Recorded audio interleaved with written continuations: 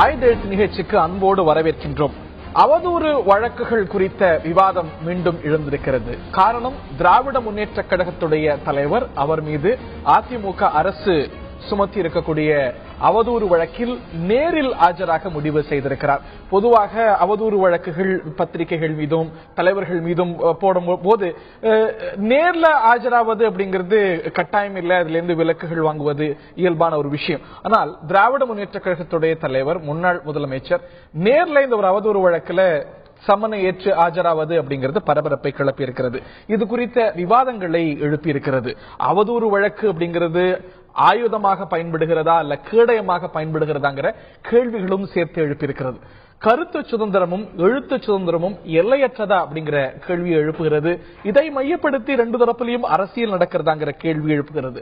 செலக்டிவாக ஒரே விஷயத்தை ஒரு தலைவர் சொல்லும் பொழுதோ இல்ல ஒரு பத்திரிகை சொல்லும் பொழுதோ அவதூறாக பார்ப்பதும் அதே நிலைப்பாட வேறு விவகாரத்தில் எடுப்பதும் இருக்கிறதா, இது ஒரு செலக்டிவ் அப்ரோச் இருக்கிறதாங்கிற கேள்வியும் எழுகிறது.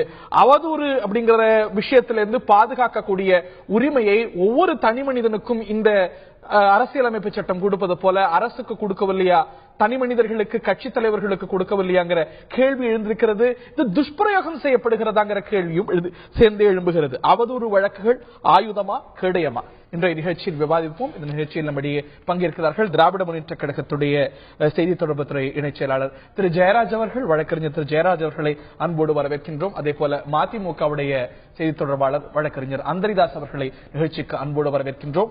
ஆளும் அதிமுகவுடைய தோழமை இயக்கமான தமிழ் மாநில முஸ்லீம் லீகுடைய தலைவர் திரு ஷேக் தாவூத் அவர்கள் இணைகிறார். அவரையும் நிகழ்ச்சிக்கு அன்போடு வரவேற்கின்றோம். மற்றும் நம்முடைய இணைகிறார் அரசியல் விமர்சகர் திரு பெருமாள் மணி அவர்கள்.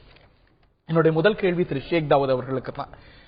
ஏறத்தாழ 200 அவதூறு வழக்குகள் தலைவர்கள் மேல பத்திரிகைகள் மேல போடப்பட்டிருக்கிறது. இது சற்று அதீதமாக திராவிட முன்னேற்ற கழகம் உள்ளிட்ட எதிர்க்கட்சிகளால் பார்க்கப்படுகிறது. திராவிட முன்னேற்ற கழகம் இந்த குற்றச்சாட்டை சுமத்துது. அதிகமான அவதூறு வழக்குகளை அதிமுக அரசு சுமத்துது. உங்களுடைய எதிர்க்கட்சி திமுகவுக்கு அரசியல் நோக்கம் இருக்குன்னே வச்சுப்போம். இந்த நாட்டுடைய உச்ச நீதிமன்றத்துக்கு அரசியல் நோக்கம் இருப்பதற்கு வாய்ப்பில்லை. இந்த நாட்டுடைய உச்ச நீதிமன்றம் வெகு சில நாட்களுக்கு முன்பாக ஏன் தமிழ்நாட்டில் மட்டும் இத்தனை கிரிமினல் டிஃபமேஷன் வழக்குகள், கிரிமினல் அவதூறு வழக்குகள் தொடுக்கப்படுகிறது, ஏன் குற்றச்சாட்டுகளை கிரிட்டிசிசம் பர்சனல் இன்சல்ட்டா எடுத்துக்கிறீங்கன்னு உச்ச நீதிமன்றம் கேட்குது. அதாவது உங்களுடைய கேள்வி நியாயமானது. அதே நேரத்தில் அவதூறு வழக்குகள் என்பது அவதூறாக பேசுகின்ற பொழுது ஜனநாயக அடிப்படையில் தொடுக்கப்படுகின்ற ஒன்று. இதற்கு நீங்க சொல்லணும் அப்படின்னு சொன்னா, கருணாநிதி அவர்கள் இது அவதூறு வழக்கை நான் நீதிமன்றத்திலே நேரடியாக சந்திப்பேன் என்று 18ஆம் தேதி வருகின்ற போது நேரடியாக சந்திப்பேன் என்று சொல்லியிருக்கிறார். தப்பு இல்லை. ஆனால் 1970களில் ஒரு சம்பவத்தை நினைவு கூற விரும்புகிறேன். கருணாநிதி அவர்கள் அவருடைய துணைவியார் அவர்களுக்கு பிறந்த குழந்தை, அதை பற்றி ஜவஹரிஸ்ட் என்ற பத்திரிகையிலே சுப்பிரமணியம் என்பவர் இப்படி ஒரு குழந்தை பிறந்திருக்கிறது, அதற்கு இன்ன பேர் வைக்கப்பட்டிருக்கிறது, அதனுடைய தகப்பனார் கருணாநிதி என்று எழுதப்பட்டிருக்கிறது என்ற எழுதிய காரணத்தினால் அவர் மேல் அவதூறு வழக்கு சுமத்தப்பட்டதோடு மட்டுமல்லாது அவர் தண்டிக்கவும் பட்டிருக்கிறார். பின்னாளில் அந்த குழந்தையும் அந்த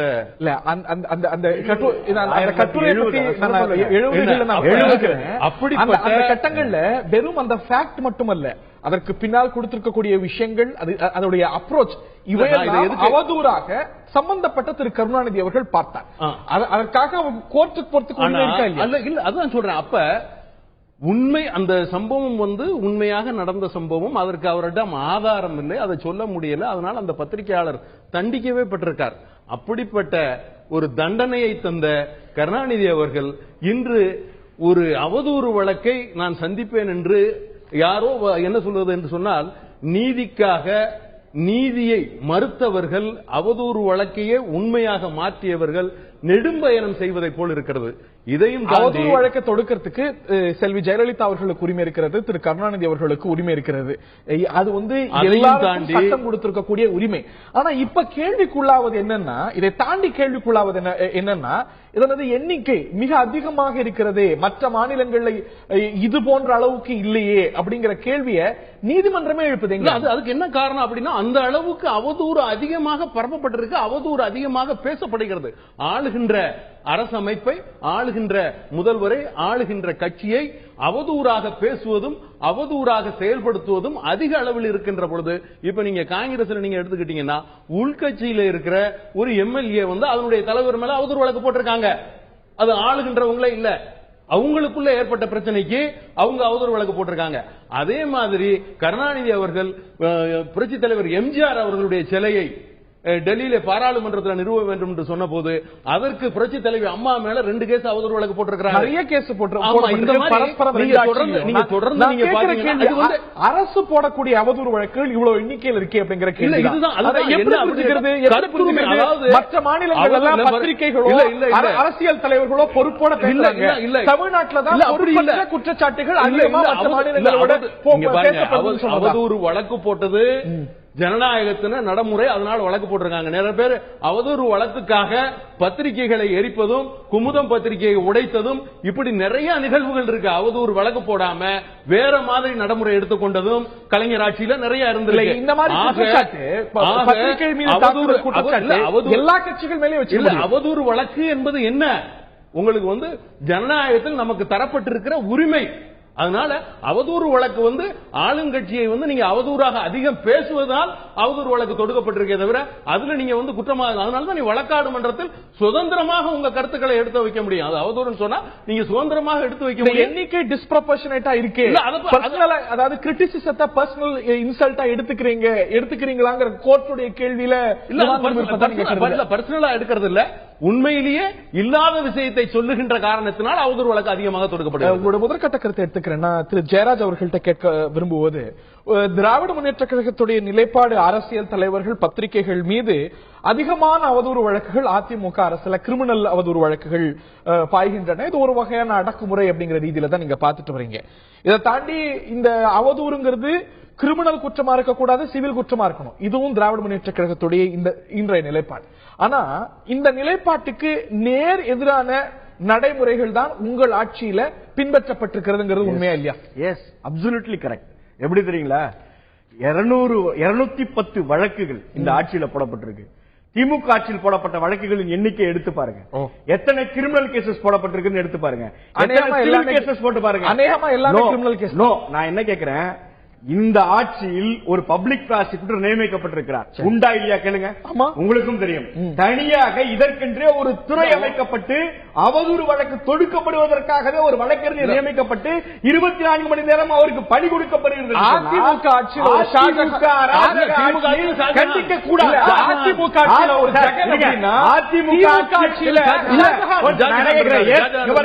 அவர் சிட்டி பிபி இங்க தனி எனக்கு தெரியும். நான் சொல்றேன், இங்க பாருங்க, சிட்டி பிபிக்கு வேலை அவதூறு வழக்கு தொடுப்பது மட்டுமல்ல, தினமலர் பத்திரிகையின் மீது 9 வழக்குகள், இந்து பத்திரிகையின் மீது 16 வழக்குகள், ஒரு நிமிஷம் இருங்க, ஆனந்தவுடன் பத்திரிகை மீது 19 வழக்குகள். எதிர்கட்சி தலைவர் விஜயகாந்த் மீது மட்டும் 22 வழக்குகள் போடப்பட்டிருக்கு. அவர் மனைவி பிரேமலதா மீது மட்டும் 6 வழக்கு போடப்பட்டிருக்கு. டிசம்பர் 1ஆம் தேதி இந்த நாட்டினுடைய உச்சநீதிமன்றம் கேட்கிறது, இதை தவிர வேறு வேலையை நீங்கள் செய்யவில்லை என்று இந்த அரசாங்கத்தை பார்த்து கேட்கிறேன். ஆனந்த விகடன் பத்திரிகையின் மீது மட்டும் எதுக்கு சார் நீங்கள் என்ன செய்து கிழித்தார் ஜெயலலிதா என்று கேட்கிறது ஒரு பத்திரிகை என்றால் 110 விதியில் 149 அறிக்கைகளை கொடுத்திருக்கிறீங்களே, 149 அறிக்கையில நீங்க 10% கூட நிறைவேற்றலையே. நீங்க குறிப்பிட்ட அதே குடும்பத்துடைய ஒரு பத்திரிகை ஒரு குற்றச்சாட்டை வைக்கும் பொழுது, ஒரு விமர்சனத்தை செய்யும் பொழுது திராவிட முன்னேற்ற கழகம் பதில் அறிக்கை கொடுத்ததா, அந்த குழுமத்துக்கு எதிராக கோர்ட்டுக்கு அவதூறு வழக்கு 19 வழக்கா ஆனந்தவிகடன் பத்திரிகையின் மீது நேற்றைக்கு வழக்கு தொடுத்திருக்காங்க. பிரச்சனை 52 நான் என்ன கேட்கிறேன், அவதூறு வழக்குகள் கிரிமினல் அவதூறு வழக்கு பாருங்க, நீங்க ஃபேக்ட் பாருங்க. நான் என்ன கேட்கிறேன், நான் இன்றைக்கு மனோகரா திரைப்படத்திலே கலைஞர் வசனம் எழுதி சிவாஜி கணேசன் பாத்திரத்தை நீதிமன்றத்துக்கு அனுப்பினார். அந்த கலைஞர் 50 ஆண்டு கழித்து இன்றைக்கு நீதிமன்றத்துக்கே வருகிறார். நீங்க பாருங்க, இதே நீதிமன்றத்தில் கலைஞர் கேட்கிற கேள்விக்கு பாக்ஸ்ல ஏறி யார் அவதூறு வழக்கு தொடுத்தாரோ அந்த முதலமைச்சர் பதில் சொல்ல வேண்டும். அதுதான் நியாயம். நாங்கள் என்ன கேட்கிறோம், முதலமைச்சர் எங்கள் மீது வழக்கு தொடுத்திருக்கிறார், வழக்கு குற்றம் சாட்டப்பட்ட கலைஞர் நீதிமன்றத்திற்கு வருகிறார். இதே நீதிமன்றத்திற்கு முதலமைச்சர் பாக்ஸ்ல ஏறி ஜெயலலிதா சொல்ல வேண்டும், பதில் சொல்ல ஜெயலலிதா பன்னீர்செல்வத்தின் மீது, ஜி ராமகிருஷ்ணன் மீது, பழநெடுமாறன் மீது, வைகோ மீது திராவிட முன்னேற்ற கழகத்துடைய ஆட்சியில முதலமைச்சர் கருணாநிதி வழக்கு தொடுத்திருந்தார். அந்த வழக்குகள் எல்லாம் ஒரு கருணாநிதி ஆஜராக முதலமைச்சர் கருணாநிதி ஆஜராக கலைஞர் என்றைக்கு வர தயார், திமுக என்றைக்கு வர தயார். இன்னொன்னு சொல்லட்டுமா உங்களுக்கு, இன்றைக்கும் தமிழ்நாட்டிலே நீதிமன்றத்தை மதித்து நீதிமன்றத்திற்கு வர வேண்டும் என்று நாங்கள் ஜெயலலிதா அம்மையாரை போல 200 முறை வாய்தா வாங்கவில்லை. ஊழல் வழக்கிலும் சரி, இந்த வழக்கிலும் சரி, எந்த வழக்கிலும் சரி, நேருக்கு நேராக சந்திக்க தைரியமாக இருக்கிறோம். உண்மைங்க. நான் கேட்கிறேன், இது திரு கருணாநிதி மேல முதல் அவதூறு வழக்கு இல்ல, அவரே சொல்றது போல பல அவதூறு வழக்கு. இந்த வழக்கில் இதுதான் இது ஆனந்த விகடன் பத்திரிகையில வந்திருக்கிற ஒரு செய்தியை எடுத்து இவர் எழுதுறார். இவராக தனியாக எழுதவில்லை. இதற்கு அவதூறு வழக்கா? டைம்ஸ் ஆஃப் இந்தியா பத்திரிகை என்ன சார் பண்ணுச்சு?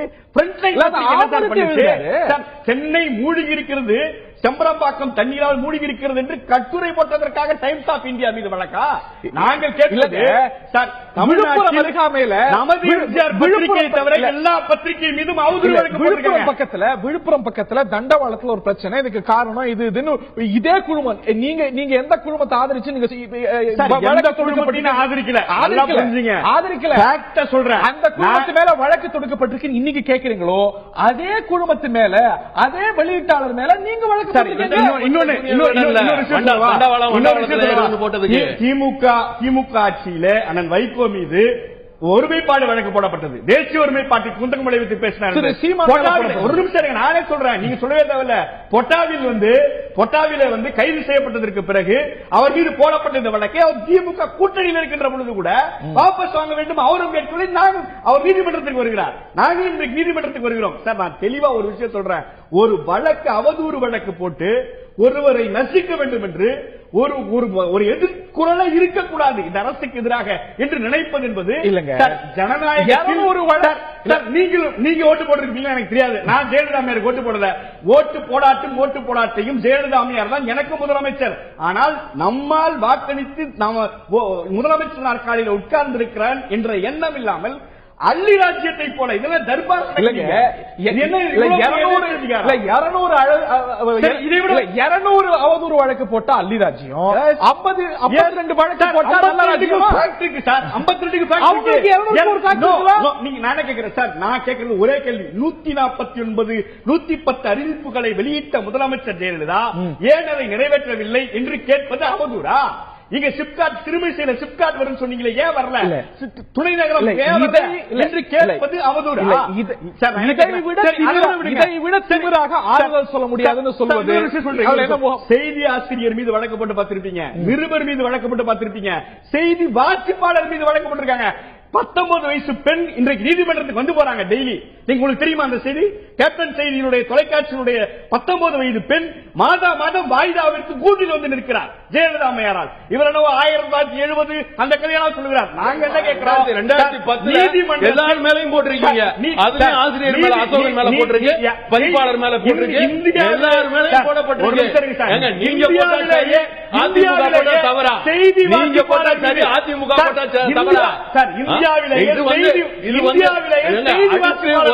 கொடுக்கிறத விட என்ன உரிமையை நிலைநாட்டுறது தப்பு இல்ல. பத்திரிகை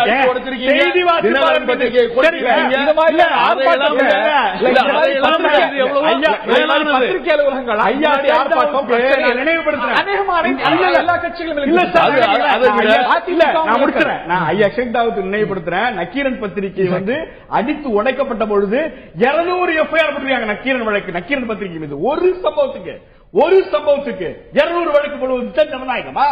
கரண்ட் ஏன் கட் பண்றீங்க கிரண் ஆபீஸ்க்கு? தண்ணி ஏன் கட் பண்றீங்க கிரண் ஆபீஸ்க்கு? நான் கேட்பது என்ன? நான் கேட்பது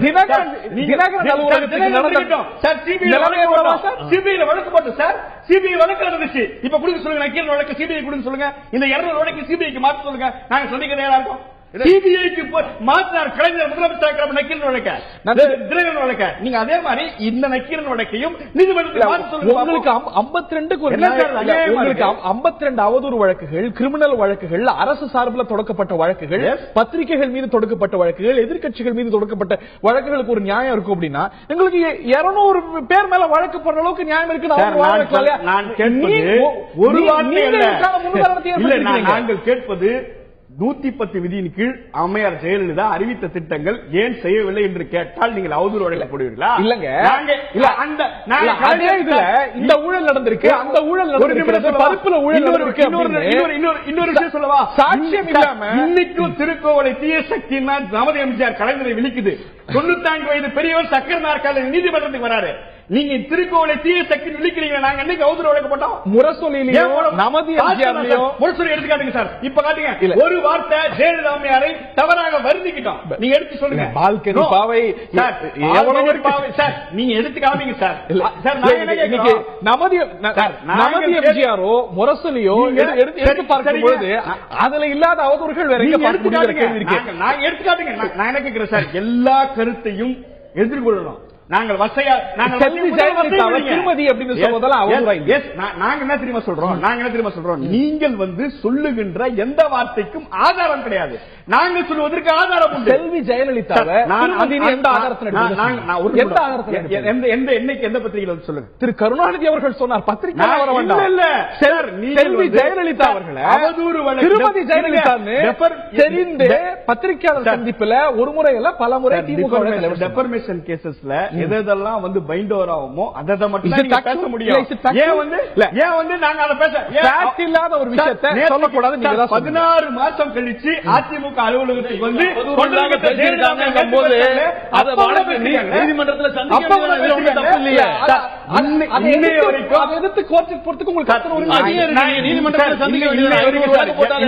இன்னை வரைக்கும் 200 முறை ஜெயலலிதா அம்மையார் வாய்தா வாங்கினத போல 210 வழக்கு போட்டிருக்காங்க. நீதிமன்றத்தில் நாங்கள் சந்திப்போம் சார். ஓகே, நான் திரு பெருமாள்மணி அவர்களுடைய முதற்கட்ட கருத்தை கேட்கிறேன். இந்த எண்ணிக்கை அதீதமாக இருக்கிறது. 200க்கும் மேற்பட்ட அவதூறு வழக்குகள் போன ஆட்சியில, 100க்கும் மேற்பட்ட வழக்குகள் போன அதிமுக ஆட்சியில. இது ரொம்ப அதீதமாக இருக்கிறது, துஷ்பிரயோகம் செய்யப்படுகிறதுங்கிற ஒரு வாதமும், இது எங்களுடைய உரிமை, அவதூறிலிருந்து தற்காத்துக் கொள்ள தனி மனிதனுக்கு உரிமை இருப்பது போல அரசுக்கும் உரிமை இருக்கிறது, இன்னொரு வாதமும் இருக்கிறது. வேர் டு யூ ஸ்டாண்ட்? உங்களுடைய பார்வை என்ன? இது துஷ்பிரயோகம் செய்யப்படுகிறதா, உரிமைதான், சட்ட உரிமையை தான் அரசு பயன்படுத்துதா? சட்டத்தில் வழங்கப்பட்டிருக்கிற உரிமையை தான் அவர்கள் பயன்படுத்துகிறார்கள். நான் முதலாவதாக ஒரு விஷயத்தை தெளிவுபடுத்தி விடுகிறேன். ஏன் கிரிமினல் டிஃபமேஷன் கேஸ் போட வேண்டும், சிவில் டிஃபமேஷன் கேஸ் போடக்கூடாது என்று உச்சநீதிமன்றம் ஒரு கேள்வி எழுப்பிய பொழுது அட்டார்னி ஜெனரலாக இருக்கக்கூடிய முகுல் ரோஹ்டக் அவர்களே இந்தியாவில் சிவில் வழக்கு, சிவில் டிஃபமேஷன் கேஸை போட்டால் அதில் தீர்ப்பு வருவதற்கு 20 வருடங்களுக்கு மேலாக ஆகிவிடுகிறது. அதனால் கிரிமினல் டிஃபமேஷன் கேஸை போடுவதுதான் இந்தியாவினுடைய சூழலுக்கு ஏற்புடையது. கிரிமினல் டிஃபமேஷன் தண்டனையில முடிந்த கிரிமினல் டிஃபமேஷனுடைய சதவீதம் எவ்வளவு சார்? ஒண்ணு கூட கிடையாது தமிழ்நாட்டில். அதான் அங்கதான் வராங்க. திரும்ப பெறப்படுது இல்ல தள்ளுபடி ஆயிடுது. சிவில் டிஃபமேஷன் முடியுது, இது காணாம போயிடுது. இல்ல அதுல என்னன்னா நீங்க எக்ஸாக்டா you come to the point. இப்ப என்னன்னா இப்போ 1991-96 அவங்க ஒரு 110 வழக்குக்கு மேல போட்டாங்க அதிமுக அரசு.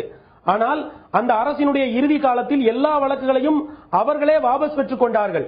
அதே போல இன்றைக்கு நீங்கள் குறிப்பிட்டதை போல இதுவரை டிஃபமேஷன், கிரிமினல் டிஃபமேஷன் வழக்கில் எந்த வழக்கிலுமே இதுவரைக்கும் தீர்ப்பு வந்ததில்லை. இன்னொன்றையும் நான் சொல்ல விரும்புகிறேன். இந்த வழக்கையே ட்ரையல் என்கிற அந்த வழக்கு விசாரணை என்கிற இடத்திற்கே இந்த 2 அரசுகளுமே கொண்டு போகாது. இல்ல அப்படி இருக்கும்போது திமுக அரசு போடும்போது, தனிநபர் போடுறதை காட்டிலும் அரசு போடும்போது ஒரு வகையான பிரஷர் டாக்டிக்ஸா இல்ல பணிய வைக்கக்கூடிய யுக்தியா பயன்படுதுங்கிறது தான் குற்றச்சாட்டு. ஆமாங்க, இது கண்டிப்பா ஒரு பொலிட்டிக்கல், இதை நான் டாக்டிக்ஸா பாக்கலங்க. திமுக அதிமுக அரசுகளினுடைய பொலிட்டிக்கல் ஸ்ட்ராட்டஜியா பாக்குறேங்க. ஏன்னா இந்த இருவருடைய வருகைக்கு பிறகும் 1991 பிறகு 91, 96 போடப்பட்ட வழக்குகள் வாபஸ் பெறப்பட்டு இருக்கின்றன. 2000 அதற்கு பிறகு வந்த அதிமுக ஏன்னா எண்ணிக்கை பாருங்க, ஒரு 40-50 கேஸ்னா அங்க 200 கேஸ் அப்படி இருக்கும்போது ரெண்டு பேருமே சமத்தட்டுல திமுகவையும் அதிமுகவையும் சமத்தட்டுல வச்சிட முடியுமான்னு கேட்கிறார். அதுல நியாயம் இருப்பதா உங்களுக்கு தெரியல. அது இல்ல, இப்போ மீன்ஸ் ஒண்ணு இருக்கு, என்ஸ் ஒண்ணு இருக்குங்க. இப்ப வந்து என்ஸ பொறுத்த அளவுல எல்லா அரசுமே, ரெண்டு அரசுகளுமே, இவங்க ரெண்டு பேரும் தான் முதலமைச்சரா இருந்திருக்காங்க. இவங்க ரெண்டு பேருமே ஒரு தண்டனை, யாருக்கும் தண்டனை பெற்று தரக்கூடிய இடத்திற்கு வழக்கை நகர்த்த மாட்டார்கள்.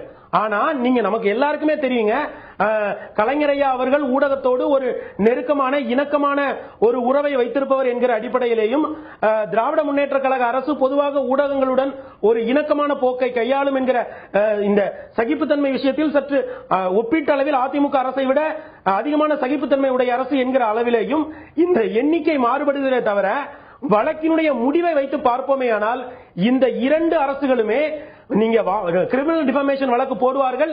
அந்த வழக்கை நடத்துவதற்கு ஆகிற செலவு நண்பர் சிவராஜ் அவர்கள், ஜெயராஜ் அவர்கள் குறிப்பிட்டதை போல திரும்ப திரும்ப நீதிமன்றங்களுக்கு வந்து போக வேண்டிய நிலை, இது எல்லாமே ஒரு தண்டனையாகவே கருதப்படுகிறது. வருது இல்ல இந்த வழக்குகள் அப்படிங்கிறது உங்களோட அப்சர்வேஷன் நிச்சயமா கவனிக்கப்பட வேண்டிய மிக முக்கியமான அப்சர்வேஷன். திரு அந்திரிதாஸ் அவர்களுடைய முதற்கட்ட கருத்தை நான் கேட்க இருக்கின்றேன், பிறகு ஒரு இடைவெளிக்கான. அதாவது முடியாட்சியினுடைய மகுடங்கள் தூக்கி வீசப்பட்டாலும் கூட அதனுடைய எச்சங்கள் இன்னும் இருக்கத்தான் செய்கிறது. அதாவது ஒரு விமர்சனத்தை தாங்கிக் கொள்ள முடியாத நிலைமை எல்லா ஆட்சி காலத்திலும் இருந்து கொண்டுதான் இருக்கிறது. கடந்த வருடம் ஆகஸ்ட் 29ஆம் தேதி 7வது முறை பொதுச் செயலராக பதவியேற்றுக் கொண்ட ஜெயலலிதா அவர்கள் பேசும்பொழுது கூட என்ன சொன்னார்கள் என்று சொன்னால், அதாவது எனக்கு முன்னாலே களத்திலே எதிரிகளையே காணும் என்று சொன்னார். ஜனநாயகத்தினுடைய மாண்பு என்பது ரைட் டு டிஃபர், எனக்கு மாறுபட்ட கருத்து இருந்தால் எடுத்து சொல்ல வேண்டும் என்பதுதான். மேலது கீழாக, கீழது மேலாக வருவதுதான் ஜனநாயகம். ஆனால் அந்த அடிப்படையிலே இரண்டு பேரும் பேசியதை பார்த்தா எனக்கு ஒரு பழமொழி ஞாபகம் வருது, எல்லாம் சொல்லுமாம் பள்ளி ஜாடிப்பானையில் விழுமாம் துள்ளி என்பதை போல அந்த அம்மையார் எங்களுடைய இயக்கத்திலே கொள்கை விளக்க அணி செயலராக இருந்த நாஞ்சல் சம்பத்தி மீது 50 வழக்குகள். இவ்வளவு கேவலமாக யாரும் அந்த அம்மையாரை விமர்சனம் செய்ய முடியுமா என்பது இனி தேடித்தான் ரிசர்ச் பண்ண வேண்டியதா இருக்கு. உங்க மேடையில இருந்து கேவலமா பேசிருக்காரு, அதெல்லாம் தட்டி கேட்டதுனால தான் அவர் நடைய கட்டிட்டார். ஜெயலலிதாவை எதிர்த்து ஏன் இப்படி பேசுறீங்கன்னு ஜெயலலிதா மாத்திரம் இல்ல, அதாவது இடதுசாரிகள் மீது வந்து தேமல் சொன்ன ஒரு காரணத்துக்காக பலமுறை கண்டித்து பல பேர் கட்சி தலைவர்களா இப்படி பேசக்கூடாது என்று கண்டித்ததும் போனதற்கு ஒரு காரணம். அது விட்டுருங்க, அதிமுக மேடையில கேவலமாக விமர்சனம் நடந்திருக்கிறது. என்னுடைய விவாதத்தை முடிச்சிருக்க, அதுக்கப்புறம் நீங்க சொல்லுங்க. அதாவது அப்படி பண்ணாங்க. ஆனா என்றைக்கு அவர் அந்த இயக்கத்துக்கு போனாரோ அன்றைக்கே வாபஸ் பெறப்பட்டு விட்டன. அது ஒன்று. இன்னொன்று, 2010 மே மாதம் உக்கிரமாக அந்த ஈழப்போர் நடைபெற்றுக் கொண்டிருந்த பொழுது ஈழத்தில் நடந்தது என்ன, சென்னையில் இருக்கின்ற ராஜா அண்ணாமலை மன்றத்திலே தலைவர் வைகோ அவர்கள் கண்ணப்பன், எங்களுடைய கட்சியினுடைய அவைத்தலைவராக இருந்த கண்ணப்பனுடைய தலைமையிலே ஒரு கூட்டம் நடந்தது. அந்த கூட்டத்திலே அவருக்கு 124 செடிஷன் உள்ளிட்ட அன்லாஃபுல் ஆக்டிவிட்டீஸ் ஆக்ட் என்கிற வழக்குகள் போடப்பட்ட 14 நாள் சிறைச்சாலையில் இருந்தார். ஆனால் சாட்சி போடும் பொழுது கண்ணப்பன் அவர்களை அதிலிருந்து விலக்கி வைக்கிறார்கள். காரணம், அவர் திமுகவுக்கு போன காரணத்தால் என்ன பேர் நடந்தது என்னவோ தெரியவில்லை, அவரை மாத்திரம் சாட்சியிலிருந்து கழட்டி விடப்பட்டார்கள். இது என்ன வகையான அரசியல்? ஆகவே பழிவாங்குவது என்பது அவதூறு மாத்திரமல்ல, அடக்குமுறை சட்டங்களையும் போடுவார் என்பதற்கு 2007 மே மாதம் 15ஆம் தேதி இன்றைக்கு கலை உலக தோழர்கள் எல்லாம் ஒரே பிரச்சனை, இலங்கை பிரச்சனையை பற்றி பேசிக் கொண்டிருந்த பொழுது அதிலே பாரதி ராஜா, இயக்குனர் சிகரம் பாரதி ராஜா கடுமையாக விமர்சனம் செய்தார் என்பதற்காக அவருடைய வீடு, அன்றைக்கு ஆளுங்கட்சியாக இருந்த அவருடைய வீடு, ஆளுங்கட்சி திமுக இருந்த போது அவருடைய வீடு தாக்கப்பட்டதற்காக தானாத்திரையில் நடந்த பொதுக்கூட்டத்திலே தலைவர் வைகோ கடுமையாக சாடினார். இதற்கு காரணம் திமுக தான் என்று சொல்லும் பொழுது 2 வழக்குகள் போடப்பட்டன. ஒரு வழக்கு கொஞ்சம் நான் தலையில, நான் 2 பேரும் சைலண்டா பார்த்துட்டு இருந்தேன். ஒரு வழக்கு வந்து அரசாங்கம் போட்டது. ஒருவேளை வேறு அரசாங்கம் வந்தா மாற்றிடுமான்றதுக்காக ஆற்காடு வீராசாமி அவர்களை மனுதாராக வைத்துக் கொண்டு இன்னொரு வழக்கு போட்டார்கள். ஹியரிங் வந்து வர்ற 22ஆம் தேதி ஜனவரி 22ஆம் தேதி வர இருக்கிறாரு. நேரடி ஆஜராகி திரு வைகோ அவர்கள் சொன்ன விஷயம் அந்த இதுல முதலமைச்சர் முதலமைச்சர் ஆணையிட்டு பாரதி ராஜாவோட வீடு தாக்கப்பட்டிருக்கிறது. அதற்கு எந்த ஆதாரமும் கிடையாது. அதுல அவதூறுக்கான இருக்கா இல்லையா? முதலமைச்சர் ஆணையிட்டாங்கிறதுக்கு என்ன ஆதாரம்? அப்படி இருக்கும் பொழுது அதை அவதூறாக தன்னுடைய நற்பெயருக்கு களங்கமாக எடுத்துக்கொண்டு அவதூறு போடுறதுக்கு எந்த நபருக்கு உரிமை இருக்கா இல்லையா? அதாவது பாரதி ராஜா வந்து அன்னைக்கு கடுமையாக கலைஞர் அவர்களை தாக்கியிருக்காங்க. வேற யார் தாக்கியிருக்க முடியாது?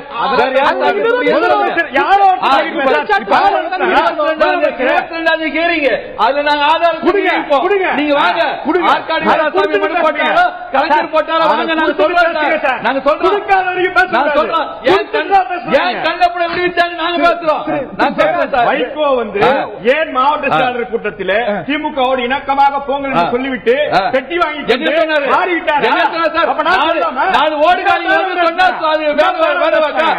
ஓடுகாலி எம்எல்ஏ ஆசைப்பட்டு வந்தா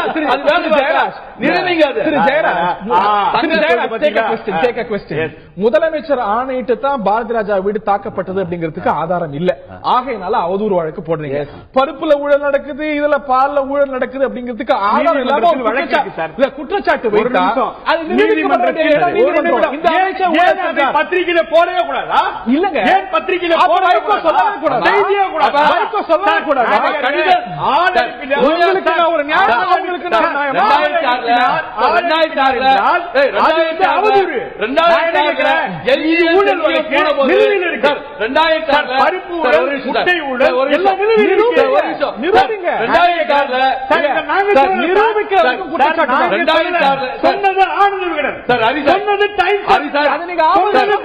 கொண்டையில எல்ஜி செஞ்சு புரிந்த பொழுது 2006 டிசம்பர் உங்க கதையை சொல்லுங்க. பல நூற்றாண்டு கதை பேசும் உங்க கதையெல்லாம் அந்த எல்ஜி செஞ்சிய சேலத்துல பொதுக்குழு நடந்த பொழுது இதற்கு பின்புலமாக திமுக தான் இருக்கிறது என்று மரியாதைக்குரிய யூபிஏ சேர்பர்சனாக இந்த சோனியா காந்திக்கும் மன்மோகன் சிங்குக்கும் கடிதம் எழுதினார் என்கின்ற அடிப்படையாக வைத்துக் கொண்டு பல வழக்குகள் அன்லாஃபுல் ஆக்டிவிட்டீஸ்ல இருந்து பல டிஃபர்மேஷன் ஆதாரம் இல்லைங்கிற போது அதற்கு ஆதாரம் இல்லைங்கிற போது எனக்கு ஒரு டிஃபர்மேஷன் இருக்குன்னு கடிதம்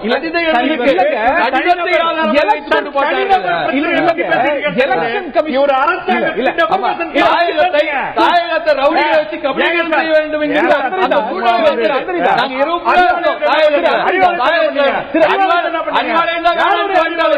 அறிவாலயமே வேணாம் 18 வருஷம் நேரடியாக வரலாம், செஞ்சு மூலமாக வரலாம். எல்லா வாசலும் திறந்தே இருக்குது. வாசலை திறந்து வைத்தே பழக்கப்பட்டவர்கள்.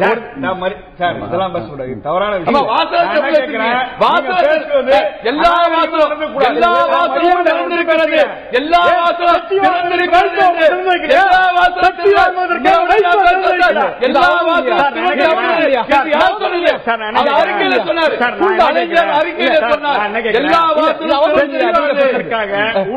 எப்பொழுதும் வீட்டு வாசலை திறந்து வைக்கிறவர்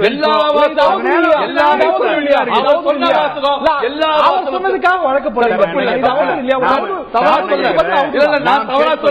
எல்லா வாசலும் திறந்திருக்குதுன்னு அவர் தான் சொன்னார், அறிக்கையில சொன்னார். காட்ட முடியும். திரு ஷேக் தாவூத் அவர்கள்ட்ட கேட்க வரும்போது இந்த குற்றச்சாட்டு சுமத்தக்கூடிய காரணங்கள் இன்னொரு காரணம் ஒரு இன்ஸ்டன்சஸ் குறிப்பிட விரும்புறேன். சம்பந்தமே இல்லாம சில நபர்கள் ஜெயலலிதா அவர்களுடைய உறவினர்கள் அப்படின்னு சொந்தம் கொண்டாடுறாங்க, சில விஷயங்களை சொல்றாங்க. அதற்கு ஆதாரம் இல்ல, முகாந்திரம் இல்ல, ஆனா நான் ஜெயலலிதாவுடைய உறவினர்கள் அப்படின்னு சொல்றாங்க. அது பிரசுரமும் ஆகிறது அந்த இதழ்கள்ல. முகாந்திரம் இல்லாத ஒரு விஷயம், ஆதாரம் இல்லாத ஒரு விஷயம் சொல்லப்படுகிறது. இது ஜெயலலிதா அவர்களுடைய நற்பெயருக்கு களங்கம் கற்பிக்கிறதா அப்படின்னா அதுல முகாந்திரம் இருக்கவே செய்கிறது. நிறைய முகாந்திரம் இருக்குதுன்னு எடுத்துக்கிறேன். ஆனால் இதுல பாதிக்கப்பட்டிருப்பவர் ஜெயலலிதா அவர்கள். இங்க தமிழக அரசாங்கம் எங்க வருகிறது? இந்த விவகாரத்துல அவதூறு வழக்கு இந்த சொந்தம் கொண்டாடியவர்கள் முதலமைச்சருடைய உறவினர்கள் சொன்னவங்க மேல வழக்கு தொடுக்கப்பட்டிருக்கிறது. அதை பிரசுரித்த பத்திரிகைகள் மீது வழக்கு தொடுக்கப்பட்டிருக்கிறது. தொடுத்தது தமிழ்நாடு அரசு. இங்க தமிழக அரசாங்கத்துடைய செயல்பாடு எங்கேயுமே குற்றச்சாட்டுக்குள்ளாகல. ஜெயலலிதாவுடைய நற்பெயருக்கு களங்கம் கற்பிக்கிறதுக்கான முகாந்திரம் இருக்கிறது. இங்க ஏன் தமிழக அரசாங்கம் இந்த வழக்கு தொடுக்குது? அதாவது மாண்புமிகு தமிழக முதல்வர் புரட்சித் தலைவி அம்மா அவர்களை பொறுத்தவரை தமிழக முதல்வராக இருக்கிறாங்க. 7 கோடி தமிழர்களுடைய முதல்வர், அதே மாதிரி உலகெங்கும் வாழுகின்ற 12 கோடி தமிழர்களுடைய தலைவராக இருக்கிறாங்க. அதையும் தாண்டி 1.5 கோடி மக்களுடைய இயக்கத்தினுடைய தலைவியாக இருக்கிறாங்க. அப்படிப்பட்டவங்களை நீங்க யாராவது ஒரு 4 பேர் 5 பேர் கண்ணிய குறைவாக பேசுறது, அவங்களுடைய அரசு செயல்பாட்டுல முறைகேடு இருக்கிறதுன்னு ஆதாரம் இல்லாம தமிழக அரசு போகலாம். ஆனா அவங்க தமிழகத்துடைய முதல்வராக இருக்காங்க, அவதூறு செஞ்சா அவங்க தனிப்பட்ட வகையில் இல்ல அவசியமே இல்லை. ஏன்னு கேட்டா அவங்க தமிழகத்தினுடைய முதல்வராக 24 மணி நேரம் பதவி பொறுப்புல இருக்கும்போது 24 மணி நேரமும் தமிழகத்தினுடைய முதல்வராக இருக்காங்க. அவங்க மேல யாரு தனிப்பட்ட முறையில் அவதூறு சொன்னாலும் சரி, அரசு காரியங்களுக்கு அவதூறு சொன்னாலும் சரி, அது முதல்வர் என்கிற முறையில அரசு அவங்களுடைய அந்த இதை பார்க்க. இந்த கேள்வியை கான்ஸ்டிடியூஷன் இந்த சர்க்கம்ஸ்டன்ஸ்ல மட்டும் இல்ல, ஒரு கான்ஸ்டிடியூஷனல் அத்தாரிட்டியா இருக்கிறவங்க அவங்க தனிப்பட்ட நிகழ்வு சார்ந்த ஒரு விஷயம் வரும்பொழுது அவதூறுக்கான முகாந்திரம் இருக்கும்போது அரசு தொடுக்கணுமான நீதிமன்றத்திலுமே இந்த கேள்வி வருது. நீங்க எல்லா நேரத்திலயும் அவங்க முதலமைச்சர் சொல்றீங்க, நான் ஏத்துக்கிறேன். ஒரு மத்திய அமைச்சர் எல்லா நேரத்திலயும் மத்திய அமைச்சர் தானே, எல்லா நேரத்திலும் மத்திய அமைச்சர் தானே.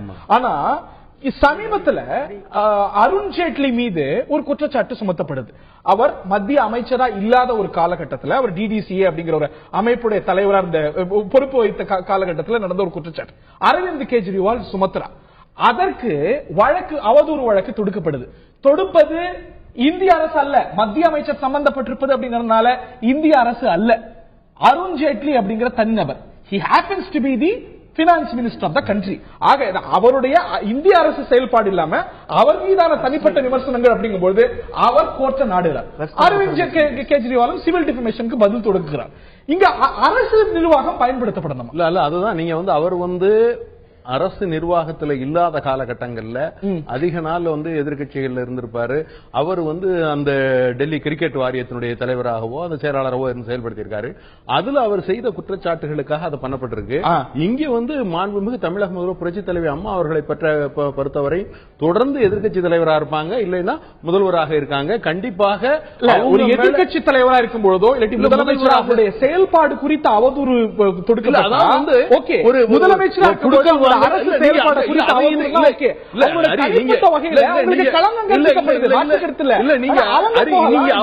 அரசு தரப்பு அவரு ஏதோ அவருடைய செயல்பாட்டுல குடுக்கல் வாங்கல போக்குவரத்துல அது பண்றாங்க.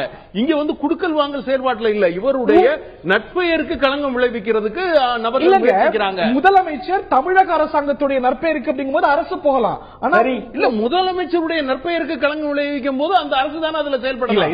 இது அரசுடைய செயல்பாடு சம்பந்தப்பட்டது இல்லையே. 24 மணி நேரமும் அவர் அரசு செயல்பாட்டில் தானே இருக்காரு. 24 நேரம் முதலமைச்சர் தானே. 24 மணி நேரம் நீங்க சொன்ன இல்ல, ஜேட்லியுடைய கதை அவர் அமைச்சராக இல்லாத போது நடந்த கதை. இப்ப அமைச்சராக இருக்கின்ற பொழுது அதே மாதிரி நீங்க இதை பாத்தீங்கன்னு சொன்னா இவங்க அமைச்சராக முதலமைச்சராக இருக்கின்ற பொழுதுதான் இந்த மாதிரி முதலமைச்சருடைய செயல்பாடை தாண்டி இது வேற விவகாரம். எந்த விவகாரமா இருந்தாலும் அவங்க தமிழர்களுடைய 24 மணி நேரம் தமிழருடைய திருப்பெருமாள் மணி உங்களுக்கு இதுல கருத்து இருக்கு நினைக்கிறேன். ஆமாமா, இதுல நீங்க கேக்குறது ரொம்ப முக்கியமான இடங்க. என்னன்னா இதுதான் தமிழக அரசியல் கட்சிகளினுடைய ஒரு சிறப்புங்க. எப்படின்னா ஆட்சியில் இருக்கிற பொழுது நீங்க ஒப்பிட்டு பாத்தீங்கன்னா ஆட்சியில் இருக்கிற பொழுது போடப்படுகிற பெரும்பாலான வழக்குகளை அவர்கள் ஒரு பப்ளிக் ப்ராசிக்யூட்டர் மூலம் மட்டும்தான் அந்த வழக்குகளை போடுவார்கள். அதையுமே ட்ரையல்ங்கிற ஸ்டேஜுக்கு கூட நகர்த்த மாட்டாங்க. அந்த கேஸ்ல இப்ப சம்பந்தப்பட்ட பார்ட்டி ஒரு தடை வாங்குறாங்கன்னு வைங்க, ஸ்டே வாங்கினா அதற்கு எதிராக பெரும்பாலான வழக்குகளை முறையீடு பண்ண மாட்டாங்க. அதே நேரம் திமுகவா இருக்கட்டும் அதிமுகவா இருக்கட்டும் எதிர்கட்சிகளாக இருக்கிற பொழுது எவ்வளவோ விமர்சனத்தை எதிர்பார்க்கிறார்கள், எவ்வளவோ விஷயங்கள் ஊடகங்களில் எழுதப்படுகின்றன, எவ்வளவோ நீங்க பரஸ்பரம் திமுக மேடைகளிலும் அதிமுக மேடைகளிலும் நீங்க எவ்வளவோ விமர்சிக்கப்படுகிறது. ஆனால் எதை பெரும்பாலும் ஒரு தனிப்பட்ட வழக்காக அதை பதிவு செய்வதை 2 பேருமே ஒரு பொலிட்டிக்கல் ஸ்ட்ராட்டஜியாக கை கொள்ள மாட்டார்கள். அரசியல் இருக்கிற பொழுது பப்ளிக் ப்ராசிக்யூட்டர் மூலம் வழக்கை பதிவு செய்து அந்த வழக்கை ஆட்சியை விட்டு போனவுடன் அப்படியே விட்டுவிட்டு போய்விடுவதைத்தான் இந்த 2 அரசுகளும் தொடர்ந்து செய்து கொண்டு வந்திருக்கின்றன.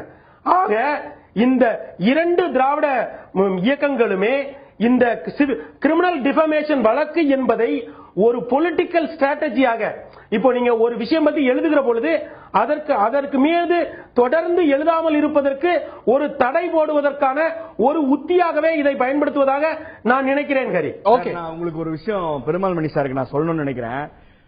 முன்னாள் பாரத பிரதமர் திரு ராஜீவ்காந்தி அவர்கள் உயிரோடு இருக்கின்ற பொழுது அம்மையார் ஜெயலலிதா அவர்கள் திரு ராஜீவ்காந்தி அவர்களுக்கு ஒரு கடிதம் எழுதுகிறார். என்னுடைய வளர்ச்சியை எம்ஜிஆர் அவர்கள் தடுக்கிறார், எனவே இந்த ஆட்சியை கலைக்க வேண்டும் என்று இன்றைய முதலமைச்சர் ஜெயலலிதா அன்றைய கடிதம் எழுதினார் அன்றைய பிரதமர் ராஜீவ்காந்திக்கு. அதை முரசொலியிலே பல முறை பிரசுரித்திருக்கிறோம். இன்றைய வரைக்கும் எங்கள் மீது அவதூறு வழக்கு வரவில்லை. ஆனால் 30 நிமிடம் முதலமைச்சர் கோட்டைக்கு வந்து போகிறார், 900 பேனர் பொதுக்குழுவுக்கு வைக்கப்பட்டது என்று ஒரு பிரபல ஆங்கில நாளேடு எழுதியதற்காக வழக்கு தாக்கல் செய்யப்பட்டிருக்கிறது. ஆக நான் என்ன கேட்கிறேன், 30 நிமிடங்கள் அப்படிங்கறத தாண்டி அவங்களுக்கு இந்த நோய் இருக்கு, அவங்க அமெரிக்காவுக்கு போறாங்க சார், அதுக்கு போடுங்க. நான் சொல்றது இங்க ஆங்கில பத்திரிக்கை, நீங்க சொல்றது வேற பத்திரிக்கை, ரெண்டுத்தையும் ஒண்ணாக்காதீங்க ப்ளீஸ். நான் கேட்கிறேன், ஒரு விஷயம் தெளிவுபடுத்திடுறேங்க. நீங்க எப்படி எங்களையும் அதிமுகவையும் திமுகவையும் எப்படி நீங்கள் ஒரே தட்டில் வைத்து பார்க்கிறீர்கள்? ஏனென்றால் எதிர்க்கட்சிகள் மேல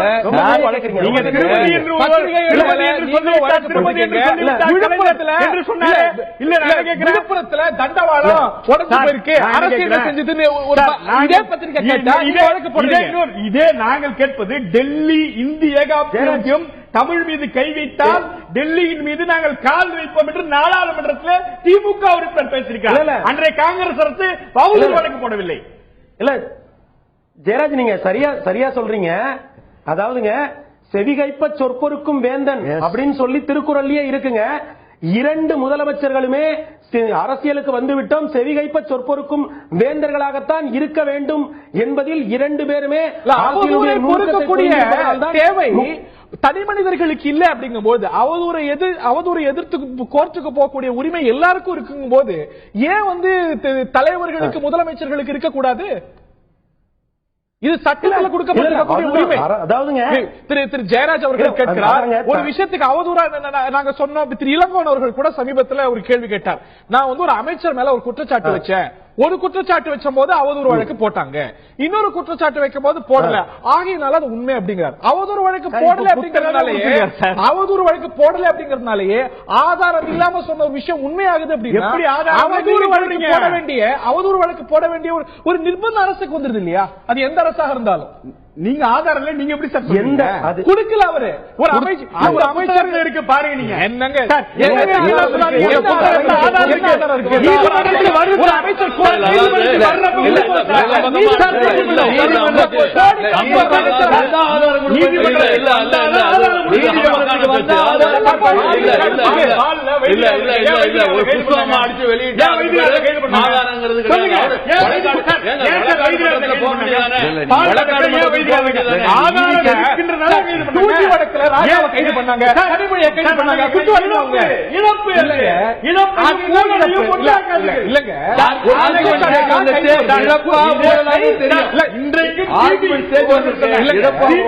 இன்றைக்கும் ராஜா வழக்கிலே வாய்தா வாங்குகிறது குற்றவாளிகள் வரைக்கும் எதற்காக ஒரு அமைச்சர் மாற்றப்பட்டார்? முதலமைச்சர் சொல்லிருக்காங்களா? எதற்காக ராஜா அமைச்சரவை நீக்கப்பட்டார்? வழக்கு இந்திய நாடாளுமன்றத்தில் பேசப்பட்டது. இந்த காரணத்துக்காக நாங்க சொல்றோம் ராஜா நாடாளுமன்றத்தில் நீங்க சொன்னீங்களா? ராஜா அமைச்சரவையில் ராஜா அமைச்சரவையில் நீங்க ஜெயிலுக்கு போனதால குற்றவாளி நாங்கள் கேட்போம். அப்படி இருக்கும்போது ஒரு அமைச்சர் காரணம் ரமண நீக்கப்பட்டாரு, நாடாளுமன்றத்தை ராஜா சொன்னார், பூங்கோதை வழக்கு இருந்தது, அதான் நீக்கப்பட்டார். வழக்கு விசாரிக்கப்பட்டது, அதே வழக்கிலே விடுதலை செய்யப்பட்டார் அவர். நான் என்ன கேட்கிறேன் சார், நான் இப்பயும் கேட்கிறேன், ஊழலான்றது அது வேற விவகாரம்.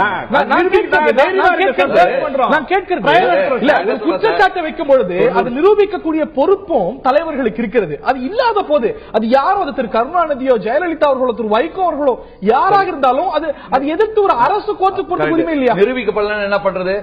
90% வழக்குகள் காழ்ப்புணர்ச்சியின் அடிப்படையில் தான் போடப்படுகிறது. 2002 வைகோ பொழுது பொடா வழக்கு போடப்பட்டது. ஆனால் அவர் உச்சநீதிமன்றத்துக்கு போய் mere verbatim speech in favour of a banned terrorist organisation does not attract the provisions of POTA வந்திருக்கு. அப்ப 574 சிறைச்சாலைக்கு என்ன பதில்? நாங்க அடைந்த வழிக்கு என்ன பதில்? நாங்க அடைந்த கால விரயத்துக்கு மன உளைச்சலுக்கு என்ன பதில்? அப்படி பார்த்தா ஜெயலலிதா நிரபராதின்னு இப்போ சொல்லப்பட்டிருக்காங்க. அவங்க சிறையில் இருந்ததுக்கு என்ன பதில்?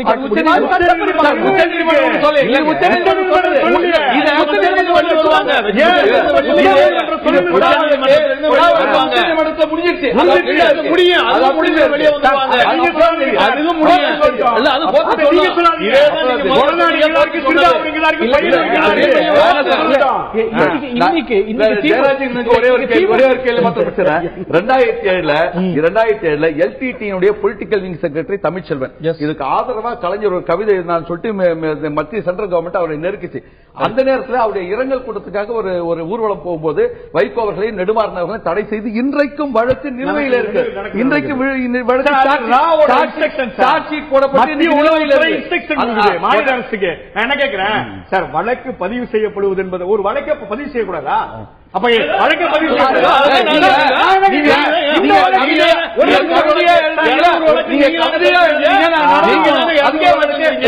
கவிதை கலைஞர் என்ன வழக்கு? அவரை நெருக்கலையா? அவரை நெருக்கலையா? ஒரு நிமிஷம் சார், நான் என்ன கேட்கிறேன், நல்ல கேள்வி கேட்டுக்கிறேன் அந்திராசன். நான் என்ன கேட்கிறேன், இந்த வழக்கையும் அவதூறு வழக்கையும் 210 அவதூறு வழக்கையும் ஒன்னாக்குறீங்களா?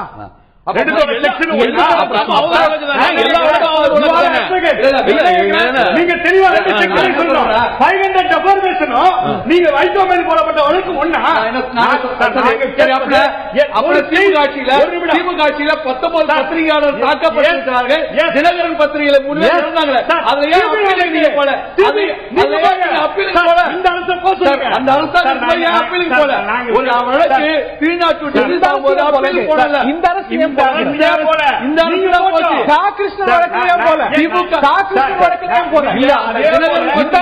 அரசு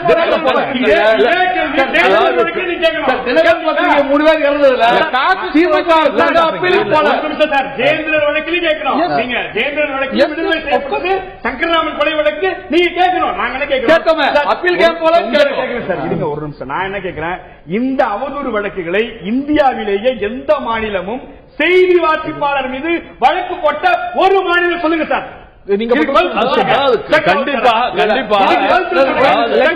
பாரதிராஜா வழக்குல வைகோவுடைய அந்த செய்தியை வெளியிட்டார் என்பதற்காக மீடியா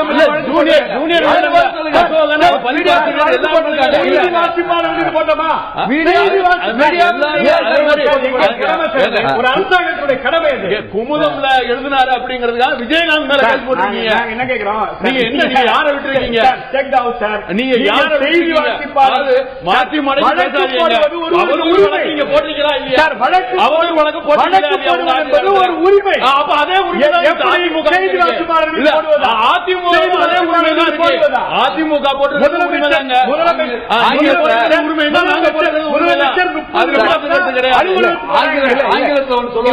உச்ச நீதிமன்றம் சொன்னது ஒரு பக்கம் இருக்கட்டும், இந்த அவதூறு வழக்குகளை கையாளும் பொழுது இன்னும் கனிவோட ரொம்ப ஒரு ரேரஸ்ட் ஆஃப் த ரேரஸ்ட் கேஸ்ல மட்டும் போடணும் அப்படின்னு உச்ச நீதிமன்றம் சொன்னது ஒரு பக்கம் இருக்கட்டும். இன்று அதிமுகவில் முக்கிய பொறுப்பில் இருக்கக்கூடிய முன்னாள் அமைச்சர் பண்ருட்டி ராமச்சந்திரன் சட்டமன்றத்தில் இந்த 2011-15 ஆட்சியில தான் சட்டமன்றத்தில் எதிர்க்கட்சி துணைத் தலைவராக இருக்கும் போது இருந்திருக்கிறார். இந்த ஆட்சியில அதிகமான வழக்குகள் போடப்படுது அப்படிங்கிற ஒரு பார்வை மறுத்த முடியுமா? அது டிஸ்ப்ரொபோர்ஷனேட்டா இருக்குங்கிறது உங்களுக்கு மாற்று கருத்து இருக்கா? இல்ல, அதாவது அவதூறு அதிகமாக, அதாவது நீங்க சொன்ன மாதிரி எதுக்கெடுத்தாலும் பருப்புல ஊழல், முட்டையில ஊழல், எதுக்கெடுத்தாலும் ஊழல் ஊழல்னா உங்கள்ட்ட ஒரு ஆதாரம் இல்ல. நீ பாட்டு கத்துவ 25 சொல்லி 30 துறை மது அரக்கனை ஒழிப்போன்னு சொன்னதுக்கு கோவன் திமுக ஆட்சி காலத்துல இன்னைக்கு தேர்தல் நெருங்கக்கூடிய சமயத்துல அரசு அலுவலகங்கள்ல முக்கியமான கோப்புகள் எரிக்கப்படுது அப்படின்னு இன்றைய அமைச்சர் பெருமக்கள் அன்றைய அதிமுகவுடைய முக்கிய பிரமுகர்கள் சொன்னாங்க. அது அவதூறா இல்லையா? என்ன ஆதாரம் கொடுக்கப்பட்டது? What proof did you give? இல்ல அதே மாதிரி ஒவ்வொரு அவதூறு வழக்குகளும் அவதூறாக சொல்லும் போது அவதூறு வழக்குகள் எல்லாரும் போடப்பட்டது போல நீங்களும் அதிமுகவும் அவதூறு பேசினால்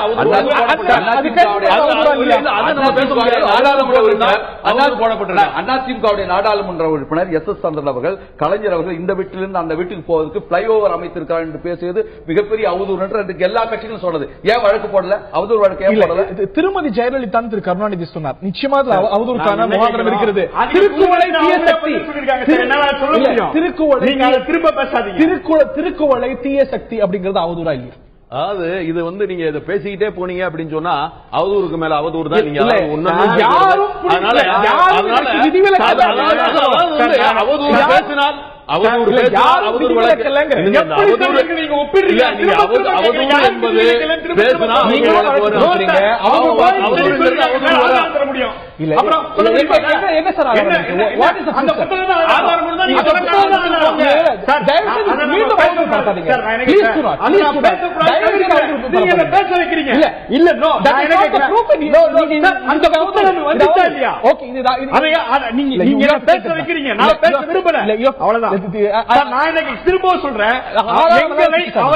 அவர்களை ஒப்பிடாதீர்கள். நீங்களும் வழக்கு போட்டிருக்கீங்க,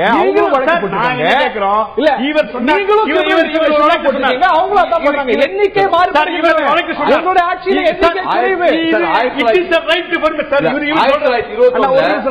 இவர் சொன்னாரு நாங்க நீதிமன்றத்தில் அடுத்த மாசம் ஏரிகளை கொடுக்க போறோம். இது வழக்கு, இதை சந்திப்போம். இதுதான்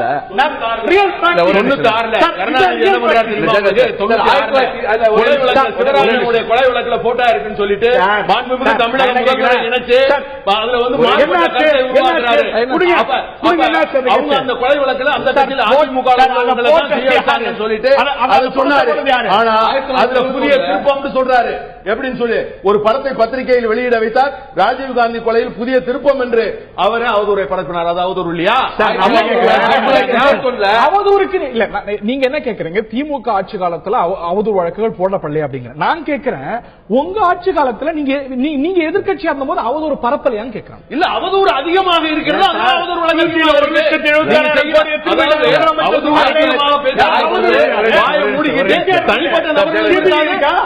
அவதூறு இருக்க முடியாது. பாரதியினுடைய பாடலை பாடியதற்காக சுப்பிரமணிய சாமி அன்றைக்கு இந்த வெள்ளைக்கார அரசு வழக்கு போட்டது. ஆனா 2015 இன்னைக்கு மது அரக்கனை ஒழிப்போம் ஒரு பாடலை பாடினதுக்காக கோவம் மலையா வழக்கு போடுறீங்க? கனிமொழி மேலத்தை பத்தி போன தேர்தலில் முதலமைச்சர் பேசினாங்களா இல்லையா? தவறா? அப்ப அவதூறு பரப்போது ஒரு முதலமைச்சர் செய்யலாமா? அத ஒரு முதலமைச்சர் கேண்டிடேட் செய்யலாமா? நாங்கள் கேட்கிறோம், திரும்பவும் கேட்கிறோம். இந்த வார்த்தை நல்லா புரிஞ்சுங்க. நாடாளுமன்றத்திலேயே நாஞ்சில் மனோகரன் பேசுறார் சார், வழக்கு இல்ல.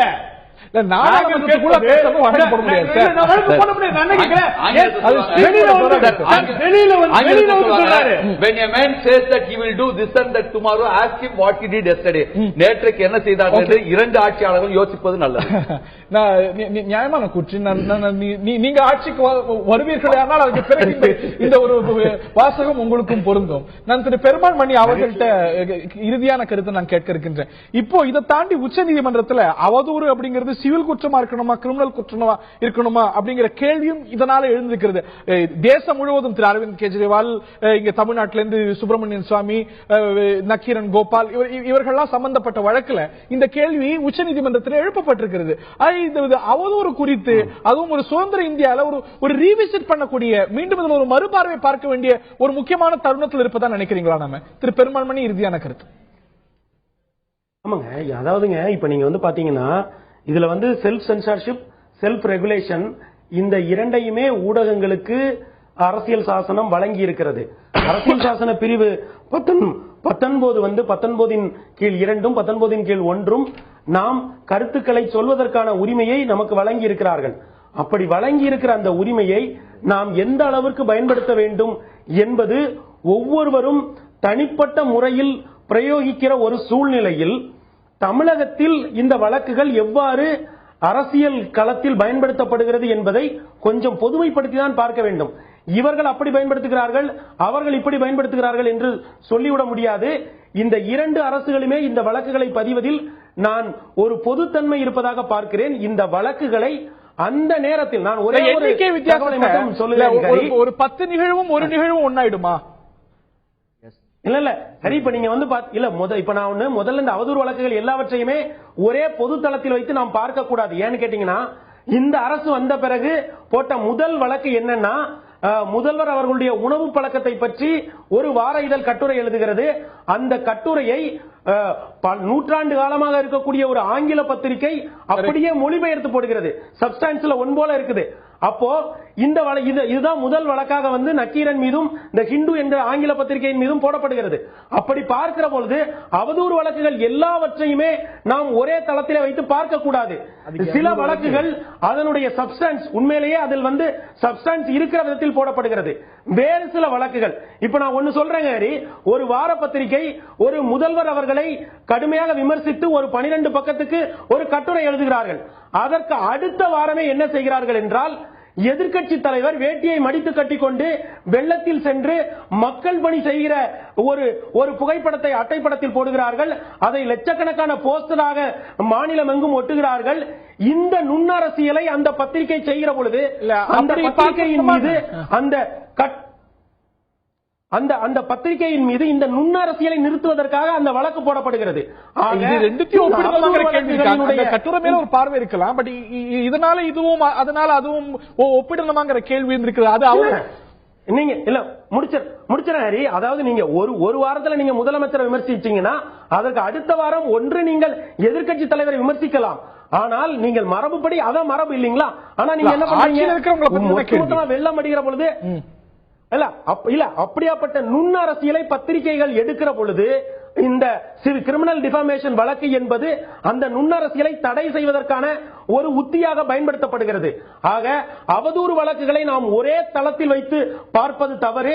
இப்ப rediff.com மேல ஒரு வழக்கு போட்டாங்க. அவங்க என்ன எழுதுனாங்கன்னா, முதலமைச்சர் அவர்கள் வெளிநாடு போகிறார் அப்படின்னு எழுதினாங்க. ஆனா அந்த செய்தியில எந்த உண்மையும் இல்லை. அந்த சூழ்நிலையில் அந்த வழக்கு போடப்பட்டது. ஆக தவறான செய்திகளை பரப்புகிற பொழுதும் வழக்குகள் பதியப்படுகின்றன. ஊடகங்கள் நுண்ணரசியல் செய்கிற போதும் பிஜேபி தலைவர்களை தாக்கி பேசிய பொழுது வைகோ நடமாட முடியாது எச் ராஜா பேசினார். இந்த ஆட்சி என்ன வழக்கு போட்டது மேல சொல்லட்டும்.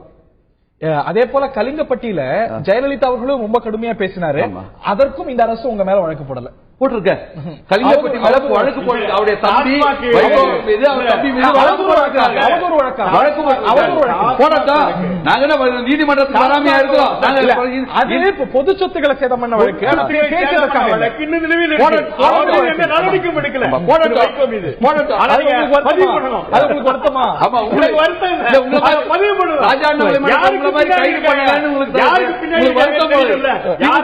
ராஜாண்ணாமலை பேசுறதுக்காக திமுக ஆட்சி கைது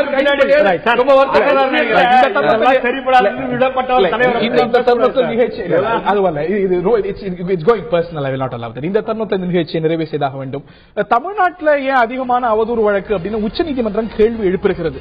இது ஒரு பக்கம் இருக்க, குற்றச்சாட்டை வைப்பவர்களுக்கு, விமர்சனங்களை வைப்பவர்களுக்கு அதற்கான ஆதாரங்களை கொடுக்க வேண்டிய பொறுப்பும் கடமையும் இருக்கிறது அப்படிங்கறதுல மாற்று கருத்து இல்லை.